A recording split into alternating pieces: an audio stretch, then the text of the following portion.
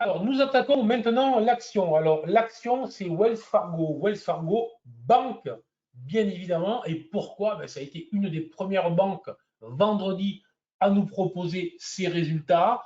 Des résultats plutôt sympas, des résultats plutôt bien pris. Et c'est ce que l'on va voir.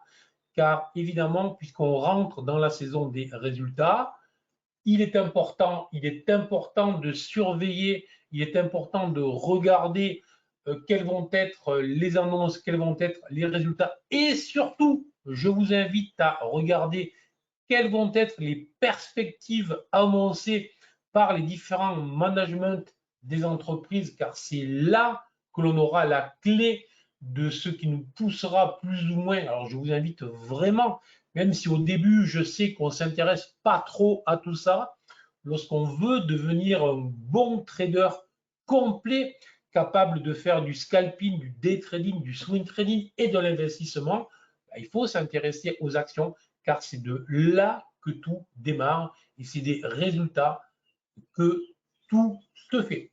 Donc, résultat plutôt bien pris, en avant-marché, plutôt une hausse conséquente, à l'ouverture, une hausse très claire, on le voit là, puisque la valeur ouvrait sur des plus hauts depuis début mars. Début mars, je vous rappelle, c'était quoi? C'était évidemment la crise des banques régionales américaines, bien évidemment. Et que s'est-il passé? Ça a été vendu tout au long de la journée avec du volume, ce n'est pas rien. Hein. On est sur le plus gros volume depuis le mois de mai, donc ce n'est pas rien.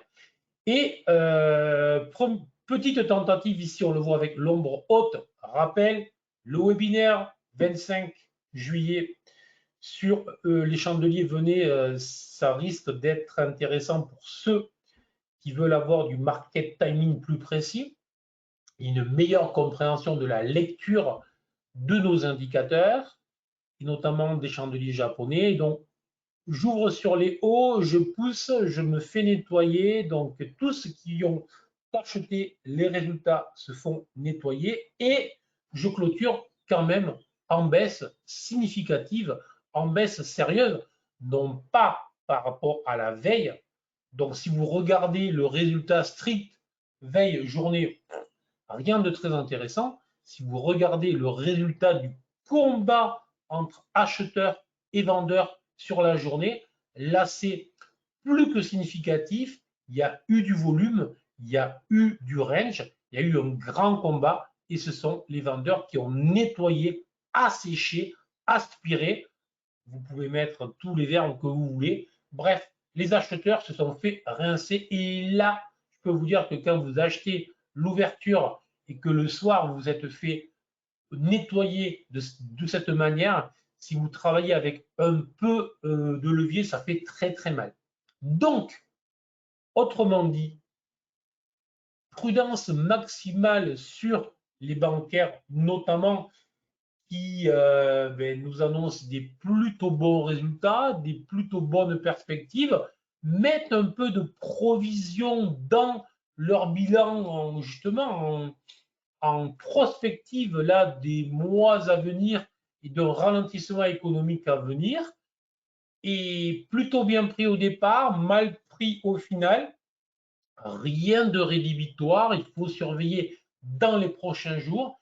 Mais si ce type de chandelier devait être validé et si on devait revoir à de multiples reprises ce type de configuration, ça serait évidemment très négatif déjà pour les financières qui restent un secteur majeur évidemment sur les bourses et notamment pour ceux qui travaillent l'indice français, le CAC, mais surtout pour les entreprises en général, puisque les financières sont quand même celles qui sont au cœur des rouages de la machine économique. Et donc, lorsque les financières annoncent des bons résultats, mais que leurs perspectives annoncées sont moyennes et qu'elles chargent sur la prospective via les provisions qu'elles mettent dans le bilan, à ce moment-là, on voit bien qu'elles annoncent des temps potentiellement mauvais.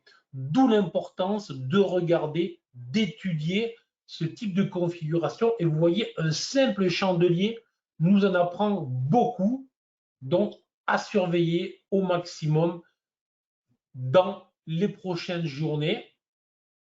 Première petite alerte. Voilà pour l'étude de Wells Fargo.